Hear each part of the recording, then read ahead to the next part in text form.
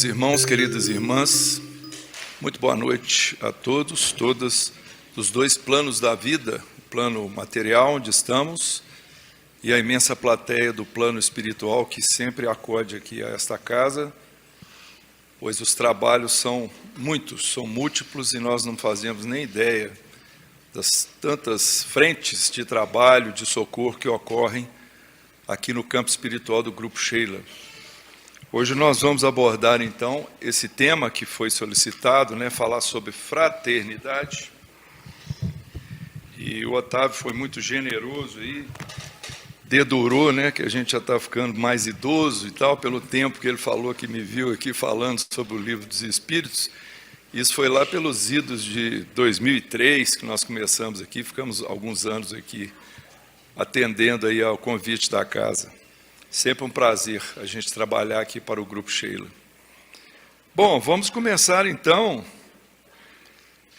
vendo alguns conceitos aí a respeito dessa palavra que a gente tanto usa, fraternidade. O que significa? Nós temos ali algumas abordagens que nós colhemos. Uma delas é irmandade, ou seja, uma convivência afetuosa, ou afeto demonstrado por quem não se conhece. Afeto demonstrado por quem não se conhece. Então, não há necessidade de se conhecer previamente a pessoa para sermos fraternos com ela. Este é o princípio maior, o amor ao próximo. Também pode ser uma convivência equilibrada e agradável entre várias pessoas, não apenas de um com o outro, mas de todo um grupamento. E também associação ou organização com um objetivo determinado, geralmente religioso, social, cultural ou político, fraternização.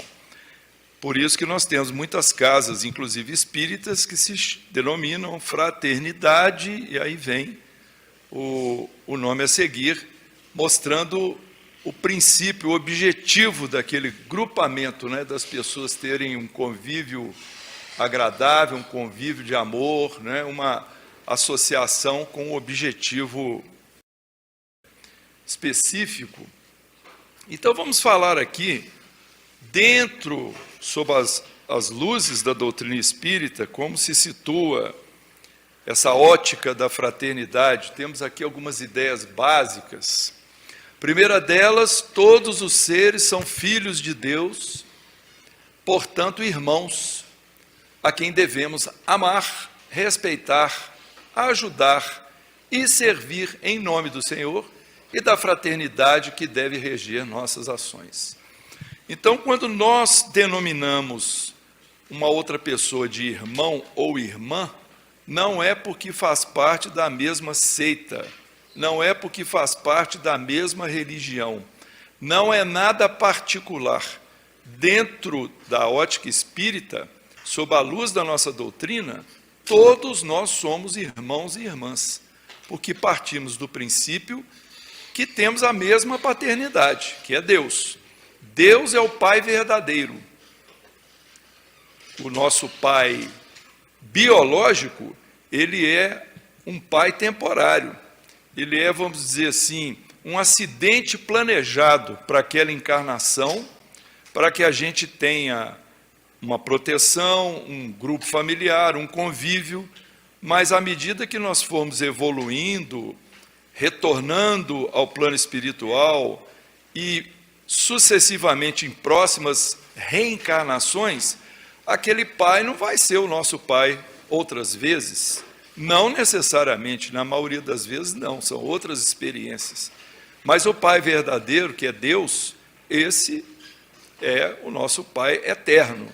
Então, é um princípio que vai sustentar essa ideia da fraternidade. Nós todos somos irmãos, inclusive aqueles que nós consagramos por nossos adversários, nossos inimigos, aqueles que nós estamos torcendo o nariz, todos são irmãos perante Deus.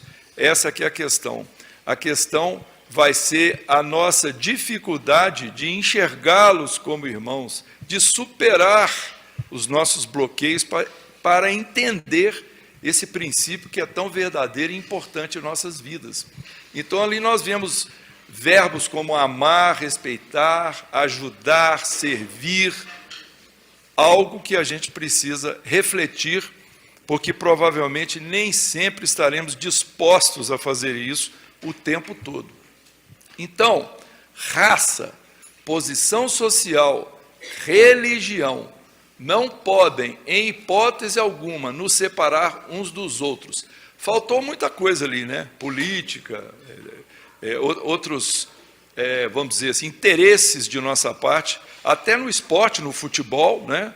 O clube da minha preferência costuma fazer sectarismos, divisões, e as pessoas deixam de enxergar as outras como irmãos. E assim há essas separações, que são separações mentais, separações emotivas, não é? E por efeito, por exemplo, do preconceito, seja de raça, de cor, preconceito com as questões de gênero, as pessoas vão se afastando, vão se isolando umas das outras, quando o princípio evolutivo, ele está nos apontando para um mesmo lugar, que é Deus. E para nós chegarmos no campo evolutivo até Deus, não pode haver divisão. É preciso haver união. É preciso entender que nós somos realmente todos iguais. Então, se nós imaginarmos que estamos hoje num nível evolutivo aqui, e que um espírito puro está num nível evolutivo bem mais alto, para nós chegarmos até esse nível, nós vamos ter que evoluir moralmente, como estava aqui o Otávio falando a respeito de crianças, né, que já vêm mais avançadas, mas não necessariamente moralmente avançadas. E quando chegarmos em níveis mais superiores, nós não teremos necessidade nem de termos um sobrenome, uma família, alguma coisa que nos destaque, nos identifique, porque o espírito puro, o objetivo dele é servir a Deus, é trabalhar pela criação. Então ele vai sumir na humildade para fazer com que o desejo do Pai resplandeça. E assim a identidade dele, ela vai perdendo importância, porque o que importa é o trabalho que ele executa, é aquilo que ele faz. Assim como nós tivemos aqui o exemplo do Cristo Jesus, que mostrou que somente pela humildade e pelo serviço ao próximo é possível chegar até o Pai. Toda a história de Jesus nos remete a esses princípios. Então, nós temos que ficar atentos, porque o campo da fraternidade, ele pressupõe que nós não criemos esses sectarismos de raça, de posição, de partido político, de religião, e muitas vezes irmãos e irmãs de outras religiões, quando a gente chega e fala assim, né, somos espíritas, e muitos olham desconfiado, ou já fazem uma certa rejeição, porque o meio onde se encontra estão ensinando isso, estão mostrando que é preciso ter a rejeição. E nós aqui fazemos justamente o contrário. O Espiritismo abre os braços, acolhe todas as pessoas, e nós temos uma doutrina que é uma doutrina que expõe, ela propõe o ensinamento, ela não obriga ninguém. Você precisa acreditar nisso aqui, senão você não entra aqui. Não, expõe. Está aqui, ó, você usa o seu livre-arbítrio, se você gostar, se você achar que está certo, então ótimo, venha trabalhar conosco. É aquela frase de Jesus, o convite ao discipulado, né? Se alguém quiser me seguir, livre-arbítrio, negue-se a si mesmo, tome a sua cruz e siga-me. Então é uma proposta, nós vamos fazer, se assim o desejarmos. As criaturas só se diferenciam pela bondade, pelo esforço em progredir, pelo estágio evolutivo em que se encontram, e quanto maior o nível de evolução, mais consciente se torna o espírito da necessidade de se aproximar dos seus irmãos para auxiliar e servir. Então, servir ao próximo, amar ao próximo, não se posicionar como maior, melhor, como superior, isso é uma forma de demonstrar esse nível evolutivo. Tratar as pessoas com educação, sem humilhá-las. Nós estamos vivendo e vamos viver por muitas gerações aqui na Terra as diferenças sociais, onde uns são muito mais potentados do que outros, têm muito mais riquezas do que outros. Nós convivemos com pessoas na miséria material e outros na verdadeira opulência, né? Outro dia saiu na TV aí um casamento na Índia, em que as famílias estão gastando 3 bilhões e 600 milhões de reais. Eu acredito que isso seja maior do que o PIB de muitos países de continentes mais pobres. Isso só para fazer um casamento. Então imagina, não é à toa que Jesus disse, né, que é mais fácil passar um camelo no buraco da agulha do que um rico entrar no reino dos céus. Porque uma pessoa que está com muita fartura, ela pode não conseguir entender, ter sensibilidade, né, a misericórdia de entender a dor alheia, a necessidade alheia. Então ela se sente superior, muitas vezes, pela posição que ela ocupa, pelos bens que ela possui. Mas isso não é regra geral, porque para a espiritualidade superior, que planeja as nossas reencarnações, essas posições na Terra, onde nós temos mais recurso, temos, às vezes, um certo poder, né, sobre as outras pessoas, isso é tudo experiência evolutiva. É a mesma experiência da pobreza, tanto faz ser rico, ser pobre. O que importa, então? Como nós vamos nos sair diante daquelas provas. O rico, ele vai ter oportunidade de desdobrar a sua riqueza, de ajudar mais pessoas, de auxiliar na evolução, nos cuidados básicos de outros, de fornecer promoção para trabalho e educação, etc. É isso. E o pobre vai ter que aprender a servir, a ajudar, a respeitar, não vai conseguir fazer a mesma coisa que o rico no campo material, mas ele vai passar por um outro tipo de experiência. E as posições nossas nas reencarnações, elas alternam. Às vezes a gente vem com isso, vamos dizer, com o dinheiro no bolso, e às vezes a gente vem com um buraco no bolso, não tem dinheiro nenhum. Mas para Deus, o que vale? Vale como você, a hora que chegar o momento de falar, temos que voltar. Então vamos lá, o que você fez? Como é que você lidou com isso? Como é que você tratou seu semelhante? É assim que nós temos que nos lembrar sobre essa questão do nosso progresso evolutivo, nosso nível de evolução e a forma como a gente enxerga as pessoas. Então, pela fraternidade, desaparecem os preconceitos de casta, de raça, de seitas, os quais têm se constituído através dos tempos em sérios entraves ao progresso real da humanidade. Claro, uma pessoa que é de uma determinada cor, que se acha superior a outra que tem outra cor, ela não está entendendo que, quando se olha lá no microscópio, quando você vê lá a composição biológica, química, nós somos todos iguais. É tudo igual, nós somos todos iguais. O espírito vem em certas famílias, em certas posições, em certas regiões, não é ao acaso, isso tudo é planejado no campo espiritual antes da reencarnação. Quando a gente estuda os laços de família nas obras da codificação, isso é muito bem explicado. O laço de consanguinidade, ele tem um valor muito menor do que o laço de afinidade.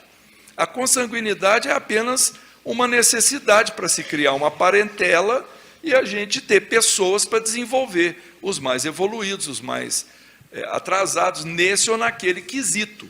Porque, às vezes, uma família tem alguém muito evoluído em termos de sentimento e pouco evoluído em termos de inteligência. É para um ajudar o outro. nós estamos todos crescendo para Deus. Então nós temos aqui esses entraves, né, que vão bloquear a oportunidade de progresso se a gente insistir em se manter nessas posições que a gente se acha melhor, superior, que a gente rejeita. Esse aqui eu não quero, não gosto, porque ele é assim, porque ele é de tal família, ou porque ele gosta de tal partido político, porque ele, né? Essas coisas precisam ser, pelo menos, repensadas, não é? Porque a gente não consegue se transformar de uma hora para outra. Pelo amor ao próximo, exemplificado por Jesus, interessamo-nos pelos semelhantes, buscamos ajudá-los sempre, sem distinções ou reservas. Já pensou se a gente for aqui tomar um passe, como a nossa irmã está indo ali, aí ela entra na cabine e dá de cara com alguém que ou ela não gosta ou a pessoa não gosta dela. Como é que vai ser? Ela vai falar, não vou querer tomar o passe, não. Tchau, vai voltar. Ou a outra vai falar assim, não vou dar passe no você, não. Cadê a fraternidade? Cadê o amor ao próximo? Não é um desafio de superação, porque pode acontecer, hein? Eu dei um exemplo aqui, parecendo bem-humorado, mas pode acontecer. Muitas vezes a gente tem que enfrentar situações onde nós mesmos causamos o entrave. E aí vem o desafio da nossa superação, não é? Para que a gente busque sempre ajudar as pessoas sem reservas. A criatura gentil atrai para si as bênçãos de Deus e a simpatia de todos. Às vezes as pessoas querem um amuleto, querem algo para colocar dentro de casa, para ficar tudo bem lá dentro, para proteger o ambiente. O melhor sistema de proteção de ambiente é a transformação íntima. O melhor sistema de proteção de qualquer família ou qualquer situação é nós nos tornarmos pessoas melhores, evoluirmos espiritualmente, em todos os sentidos, porque nós vamos atrair a simpatia de todos, inclusive dos espíritos. Espíritos benfeitores, quando perceberem que nós estamos nos esforçando para sermos melhores, que nós estamos ajudando, que nós estamos construindo, né, dando oportunidades, eles vão se aproximar de nós e vão nos ajudar com intuições, abrindo portas que às vezes a gente acha que foi sorte que aconteceu. São oportunidades para a gente ir desenvolvendo. Então, todos nós aqui, temos, por exemplo, condição de realizar o culto cristão no lar, culto do Evangelho no lar. O culto do Evangelho no lar é o melhor exemplo de algo fácil de fazer, que toma só meia hora, uma hora por semana, e onde nós damos oportunidade a vários espíritos estudarem e aprenderem conosco. Porque enquanto a gente está ali, lendo o Evangelho, comentando, lendo a página do Emmanuel, comentando, fazendo oração, a gente vai fazendo aquilo com disciplina e com frequência, os mentores da casa começam a levar agrupamentos de espíritos para estarem lá conosco.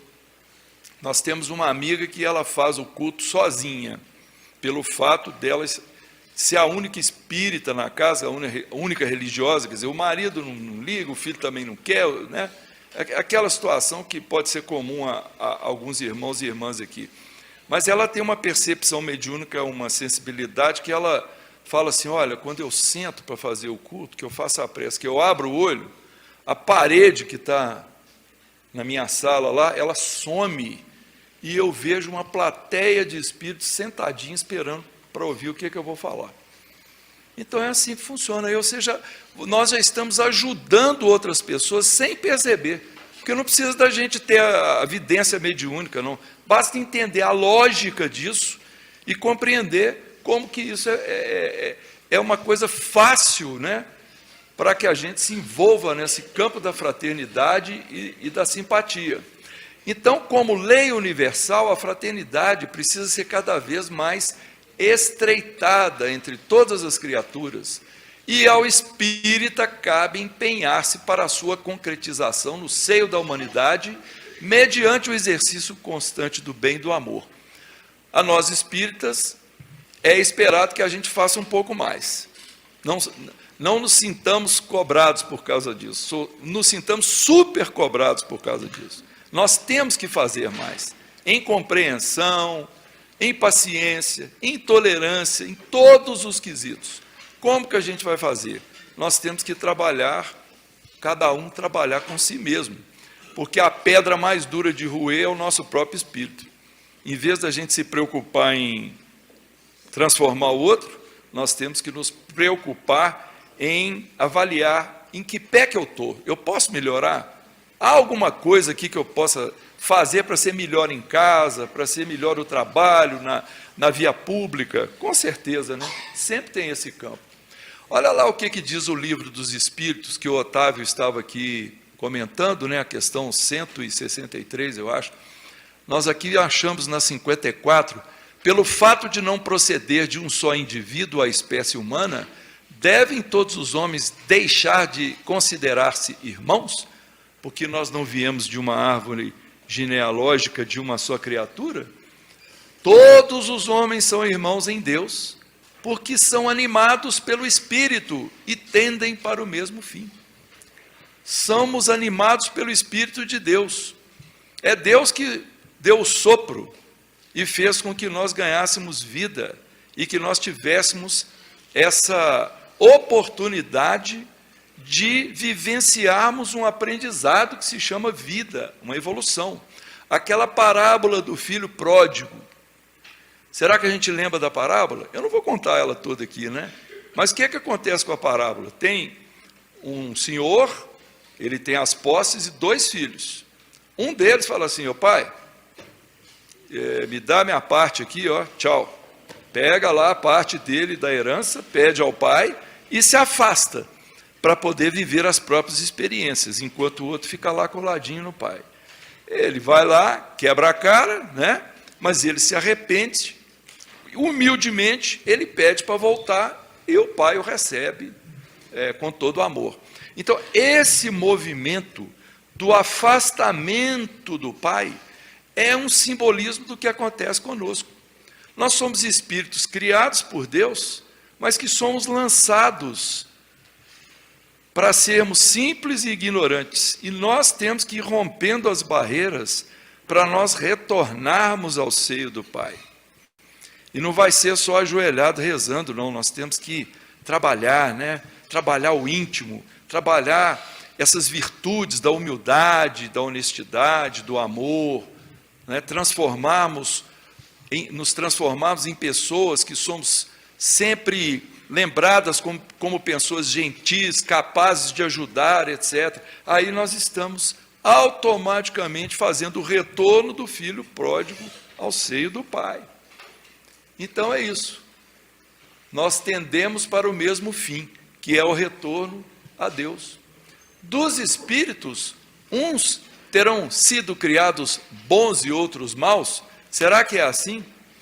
Porque quem não estudou ainda o Espiritismo pode achar que Deus criou pessoas boas e criou ruins para poder miscigenar a humanidade, né? Misturar lá, fazer um tempero, né? Não é isso, não. A resposta está aqui, dada pelos espíritos que assessoraram Kardec.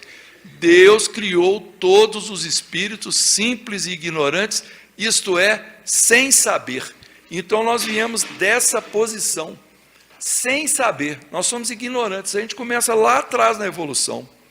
Jesus falou na primeira bem-aventurança registrada em Mateus: bem-aventurados os pobres de espírito, porque verão a Deus.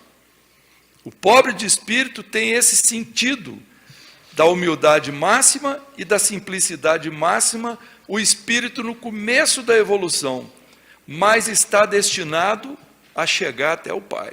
É um determinismo evolutivo. Então nós não fomos criados uns bons e outros maus. Vamos ver aqui. A cada um deu determinada missão com o fim de esclarecê-los e de os fazer chegar progressivamente à perfeição pelo conhecimento da verdade para aproximá-los de si.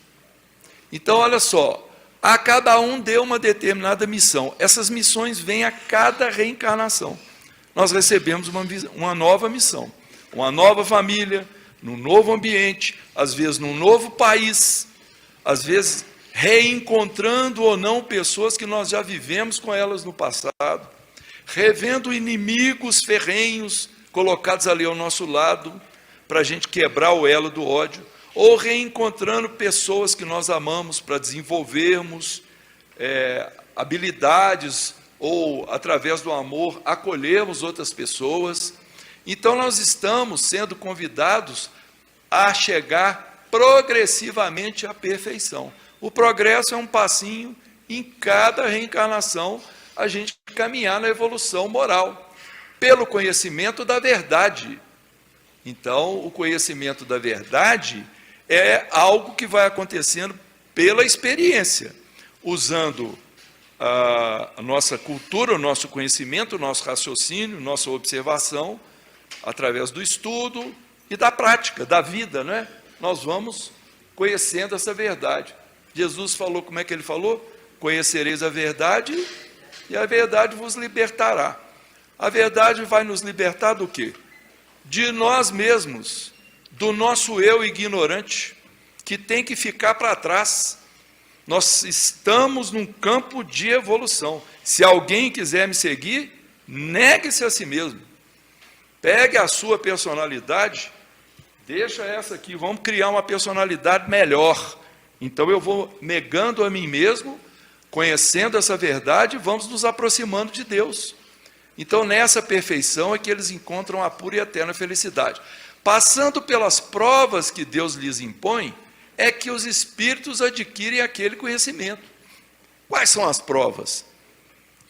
Todo mundo aqui conhece as provas. São as provas que a gente recebe no convívio familiar, no convívio em sociedade, para nós obtermos o pão de cada dia, para nós nos mantermos saudáveis. São questões, né, que a gente tem que enfrentar ao longo da nossa encarnação e que muitas vezes nós dificultamos as nossas encarnações, ou reencarnações, melhor dizendo, porque nós plantamos em vidas pregressas coisas que não foram boas para nós, aí nós vamos colher ali na frente.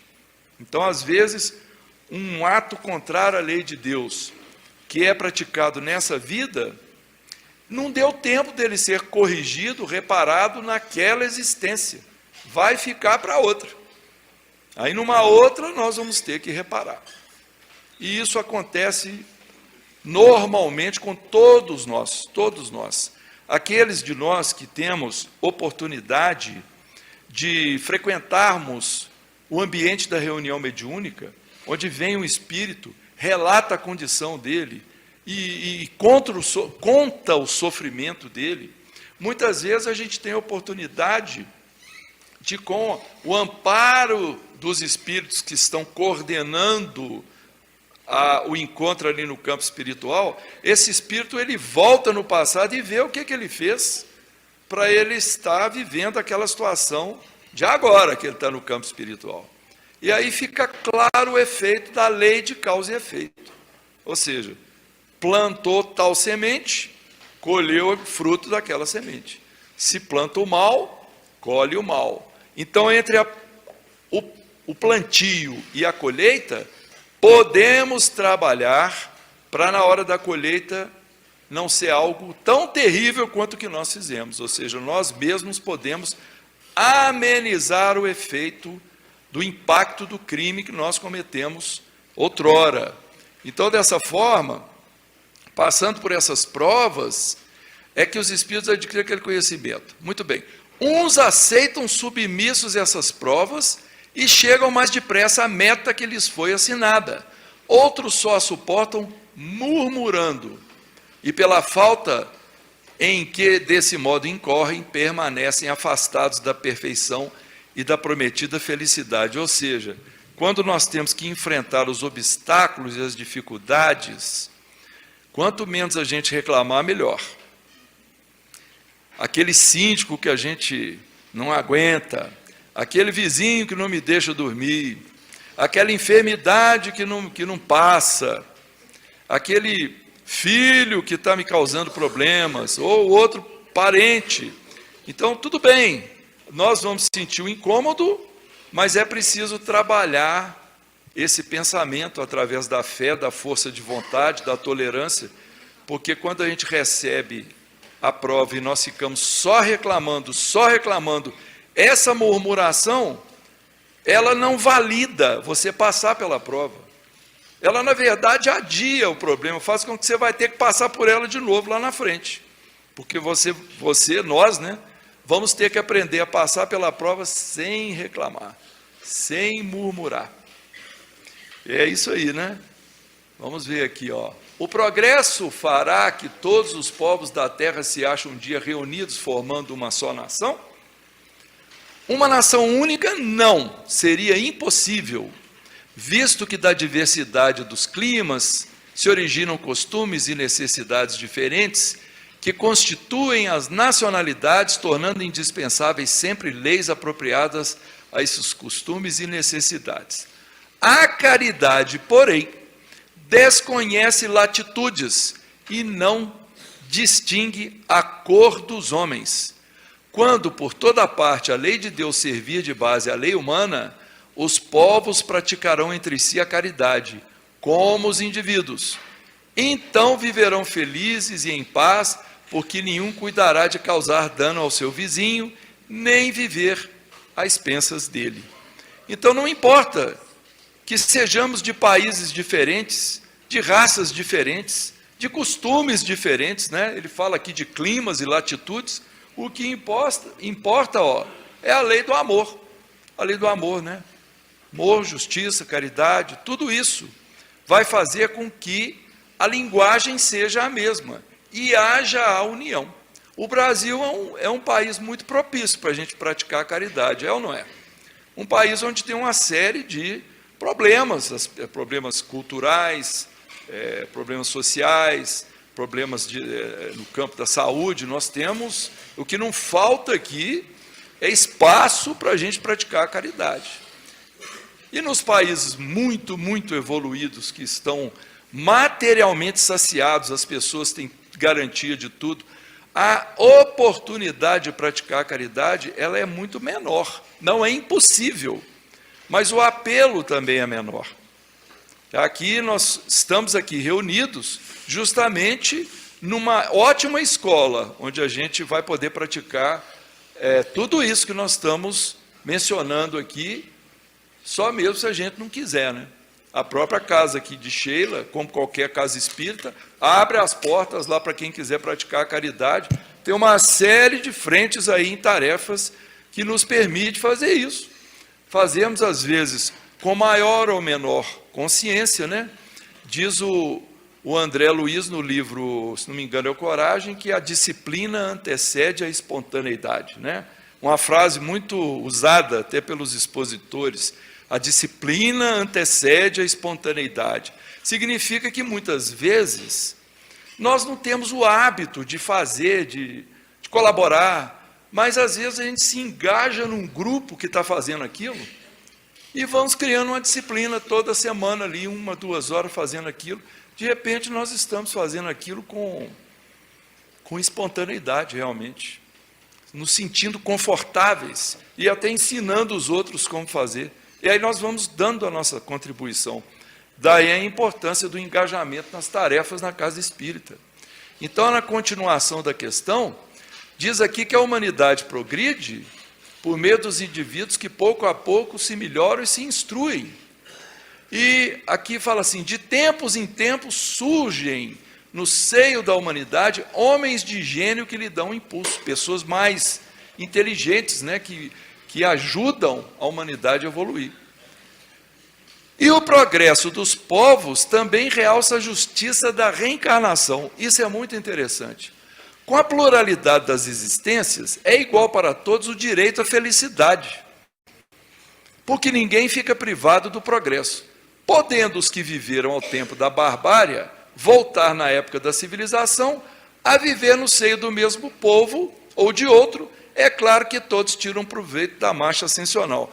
Essa discussão é a seguinte: eu estava aqui na época daquela guerra, daquele grande problema, ajudei essa nação a evoluir, mas eu fui morto, eu me sacrifiquei, ou seja, eu vivi um período tumultuado aqui, e o período bom só veio depois.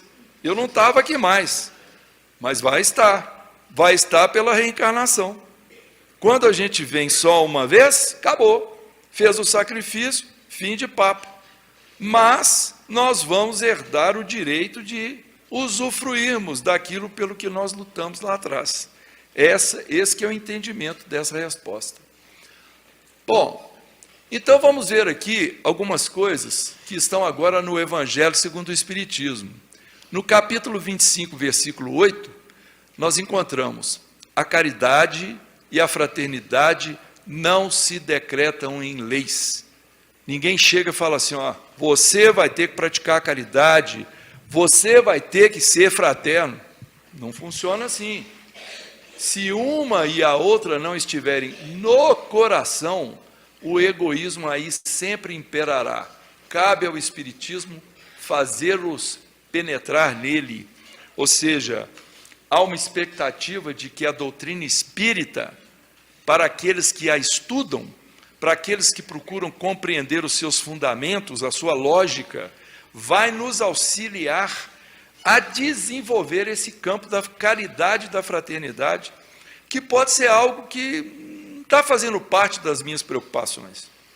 Quando nós estamos em momentos de sofrimento, quando nós estamos nos sentindo injustiçados, quando nós estamos em vias de ter uma pessoa querida passar por uma grande provação ou por uma desencarnação, aí às vezes pode vir lá um arroubo, né, de nós sermos mais amorosos, mais fraternos, mas é assim que a gente vai aprendendo a fazer as coisas, né? Às vezes é num momento de dificuldade mesmo que a gente sofre um aguilhão para a gente caminhar adiante. Mas aqui está nos chamando a atenção para a importância de nós estudarmos a doutrina espírita, compreender os seus fundamentos. É uma coisa importante para nós, porque aí nós não vamos depender de opinião de ninguém. Nós mesmos vamos nos deparar com o ensino e vamos chegar às nossas próprias conclusões. Por isso é bom ler os livros do Emmanuel, os livros do André Luiz, naturalmente os da codificação, especialmente o Evangelho segundo o Espiritismo e o Livro dos Espíritos. Então isso tudo deve fazer parte de uma rotina, de um hábito nosso de leitura, que só vai enriquecer a nossa cultura, o nosso conhecimento, e também nos ajudar nessas transformações. Então, no Sermão do Monte, né, Lucas anotou no capítulo 6, versículo 21, bem-aventurados vós que agora chorais, porque ireis, querendo mostrar que às vezes vem um sofrimento numa época, e se a gente se der bem ali, se a gente souber levar aquele momento da dor, o Evangelho segundo o Espiritismo tem um item lá que se chama o bem e o mal sofrer. É aproveitar o momento da dor e do sofrimento, tirar vantagem daquilo, para que no futuro nós saímos vencedores, mais experientes, mais fortalecidos. Porque se no momento da dor e do sofrimento nós ficarmos indignados, revoltados, e aí nós não vamos tirar proveito nenhum. Vamos passar mal pela prova, né? Então o futuro pode trazer para nós a felicidade. Também no Evangelho segundo o Espiritismo está dito, lembrai-vos de que durante o vosso degredo na terra, tendes de desempenhar uma missão de que não suspeitas, quer dedicando-vos à vossa família, quer cumprindo as diversas obrigações que Deus vos confiou. Por que nós não suspeitamos da missão que nós temos? Por um motivo simples. Quando nós reencarnamos, vem uma regra que se chama esquecimento do passado. Quando o espírito mergulha no novo corpo físico, o nosso cérebro impede lembranças de vidas anteriores. Raramente isso acontece. E isso podemos traduzir como sendo o perdão de Deus, porque nós somos espíritos, criaturas que cometemos muitas faltas em outras épocas. Claro, se nós pensarmos que a evolução é para Deus, se a gente voltar, quanto mais para trás, menos evoluídos, mais ignorantes, mais na época da barbárie, mais no início lá da nossa civilização. Mas À medida que a gente vai superando, imagina se a gente chegar num certo ponto e eu ter que ficar lembrando quem eu era, os crimes que eu cometi. Como é que eu vou conviver novamente com uma pessoa que, por exemplo, me prejudicou muito, e ela está aqui do meu lado e eu estou reconhecendo que ela, agora eu lembrei, você na outra vida, você me roubou alguma coisa, você, né, tomou o meu amor, você matou alguém da minha família. Não. Deus faz assim, ó, outra oportunidade e uma nova fantasia, um novo corpo, um disfarce. Você vai ficar nesse corpo aqui, ninguém vai te reconhecer. Às vezes a gente reconhece se é um afeto ou um desafeto pelo campo vibracional, pelo fluido. Muitas vezes a gente fala assim, meu santo não bateu com o dele, né? A gente costuma falar isso. Isso pode ser justamente nesse sentido, da empatia ou antipatia fluídica. Mas não importa. Nós temos obrigação de superar a antipatia pela lei de amor. Onde quer que se encontrem 2 ou 3 pessoas reunidas em meu nome, eu com elas estarei. Palavras de Jesus, registradas em Mateus 18, 20. Dizendo as palavras acima transcritas, quis Jesus revelar o efeito da união e da fraternidade. O que o atrai não é o maior ou menor número de pessoas que se reúnam, pois em vez de 2 ou 3, houvera ele podido dizer 10 ou 20, mas o sentimento de caridade que reciprocamente as anime. Então, basta que estejam 2 pessoas, já pode haver fraternidade, caridade, não é? Bastam 2 para a gente já ter responsabilidade para com o próximo.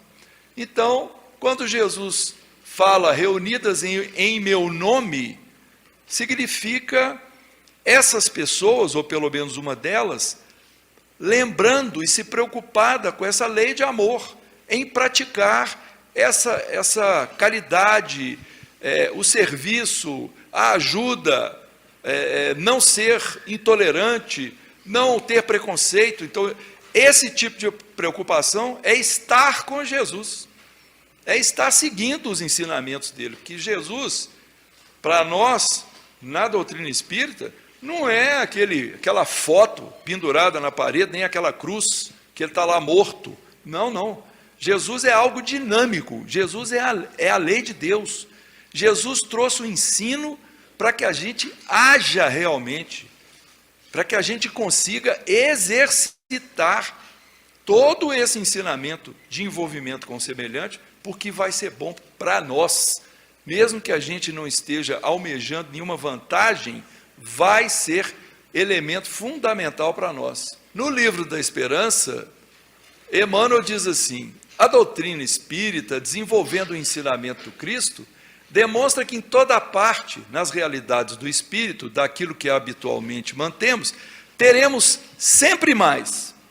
A quem se consagra ao serviço, mantendo o trabalho, mais progresso.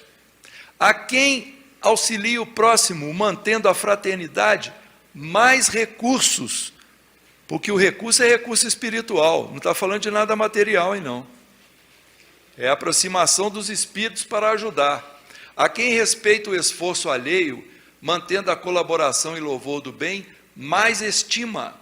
A quem estuda, mantendo a instrução geral, mais cultura. E a quem cultiva a compreensão, mantendo a concórdia, mais clareza. Então nós temos só vantagens em fazer esse papel nosso tão importante, não é?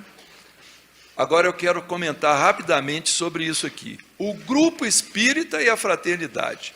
O grupo espírita em questão aqui é a casa de Sheila, mas podemos pertencer a outras casas espíritas. Particularmente eu sou da Fraternidade Espírita Irmão Glacos, mas eu sou daqui também, né? Estou sempre aqui. Então, bom demais.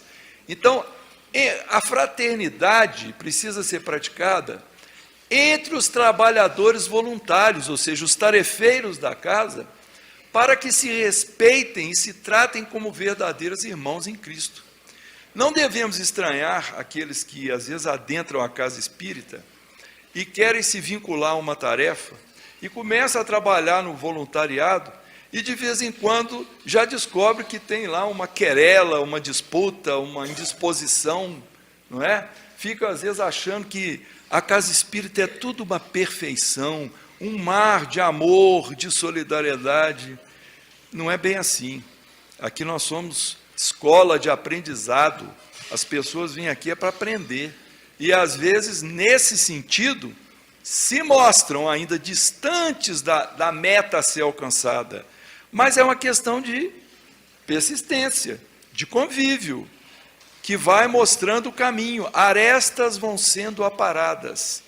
E muitas vezes, ao longo dos anos, aquilo que a gente não conseguia aprender, lá onde a gente trabalha ou em casa, a casa espírita, no convívio com os companheiros, nós vamos aprendendo como sermos mais fraternos, mais amorosos. A fraternidade para com o frequentador, seja o frequentador costumeiro ou seja o frequentador recém-chegado. O frequentador da casa, ele merece toda a atenção, e o frequentador não é só como nós que nos assentamos no auditório e estamos ouvindo o estudo. Nós temos também os assistidos, que estão nas ruas. O Grupo Sheila tem a Casa para Assistência Social, o CEAL, Centro Espírita André Luiz, que é na rua Rio Pardo, faltou o Rio, na rua Rio Pardo. Então, o braço social do Grupo Sheila está lá, na rua Rio Pardo. Então, há uma preocupação de atendimento no estudo, no alimento, na vestimenta, no atendimento aos espíritos desencarnados através da reunião mediúnica. É todo um movimento para ajudar e auxiliar. Então, precisa haver essa preocupação, porque somos todos frequentadores, encarnados e desencarnados. Na implantação e manutenção de atividades de apoio e acolhimento de novos trabalhadores e frequentadores. A casa precisa promover chance para nós trabalharmos, para nós encontrarmos o campo de solidariedade. Eu quero ajudar onde que eu posso. O que é que eu posso fazer aqui? Eu tenho certeza que deve ter aqui um posto onde vai falar assim, ó, você pode fazer isso, isso, isso, isso. Com certeza. Né? Então, nós podemos nos situar. Ah, eu queria só bater prego. Ok, então vem cá que você vai bater prego aqui, ó. Já está ajudando. Pronto. Eu queria fazer anotação. Perfeitamente aqui, ó. Ali você pode fazer anotação. Então, nós temos sempre esse campo para ajudar. Agora, para a gente encerrar, eu vou ler, porque é só um parágrafozinho, essa mensagem do Espírito Batuíra, que está no livro Mais Luz, Psicografia do Chico Xavier, intitulada Fraternidade. Ele escreveu assim: abençoar a todos, auxiliando a quantos se aproximam de nós, buscando o socorro fraternal. Compreender a todos, estendendo a quantos nos procurem o concurso dos braços irmãos. Ajudar a todos, garantindo aos que se valham de nossa boa vontade a segurança de esclarecimento justo. Fomos sim chamados a entender e servir, e por isso mesmo urge permanecer no posto do trabalho e da bênção, amparando os outros em nome daquele cujas mãos não cessam de guardar-nos o coração e iluminar-nos o raciocínio hoje, como ontem, agora, quanto sempre. Muito bem, meus irmãos, que Jesus nos abençoe a todos nós. Vamos agora vibrar no encerramento da nossa reunião pública. Muita paz.